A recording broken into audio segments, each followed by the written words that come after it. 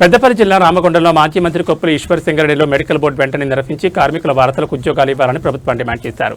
గోదావరి కన్ని ప్రెస్ క్లబ్లో జరిగిన మీడియా సమావేశంలో మాట్లాడుతూ కాంగ్రెస్ ప్రభుత్వం అధికారంలోకి వచ్చిన తర్వాత 2.5 ఏళ్లుగా ఒక్క మెడికల్ బోర్డు కూడా నిర్వహించలేదని విమర్శించారు. మెడికల్ బోర్డును రద్దు చేసే ప్రయత్నాలు జరుగుతున్నాయని, దీంతో వేలాది మంది కార్మికులకు అన్యాయం జరుగుతుందని అన్నారు. ఎంక్వైరీ పేరుతో ఉద్యోగులను ఇబ్బందులు గురిచేయడం సరికాదని, కార్మికుల వారసులకు ఉపాధి అవకాశాలు కల్పించాలని కోరారు. కార్మిక సంఘ నాయకులు, అదేవిధంగా పార్టీ నాయకులు కోరకండి చందర్ గారు, ఐలయ్య గారు, అందరికీ నమస్కారం. 2 గంటలకే అనుకున్నాం కానీ ఏమైంది? వాళ్ళ ఇంట్లో ఉన్నాడట.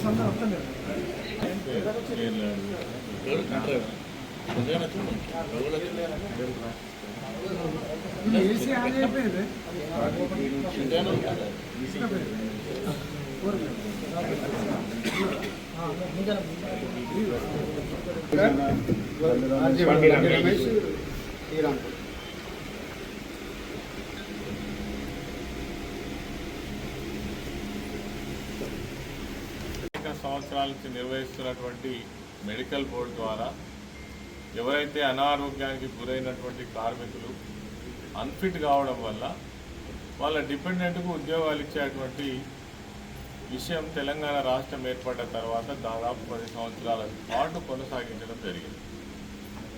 గతంలో చంద్రబాబు నాయుడు ముఖ్యమంత్రిగా ఉన్నప్పుడే ఈ కారుణ్య నియామకాలను తీసివేయడం జరిగింది.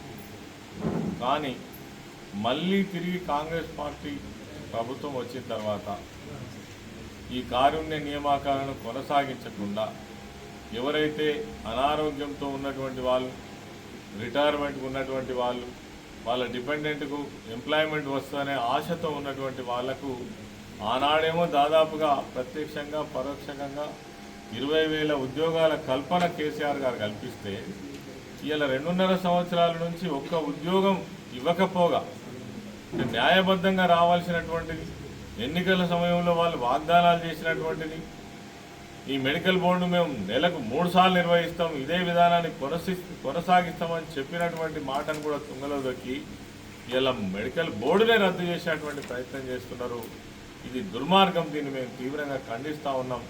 తెలంగాణ బొగ్గుగని కార్మిక సంఘం తరఫున కావచ్చు, బీఆర్ఎస్ పార్టీ తరఫున కావచ్చు, దీన్ని తీవ్రంగా ఖండిస్తున్నాం. ప్రభుత్వం ఈ నిర్ణయాన్ని ఒకవేళ తీసుకునేటువంటి ఆలోచన చేస్తే కార్మికులకు తీవ్రమైన ద్రోహం చేసినటువంటి నిర్ణయంగా మాత్రమే భావించవలసి వస్తుంది.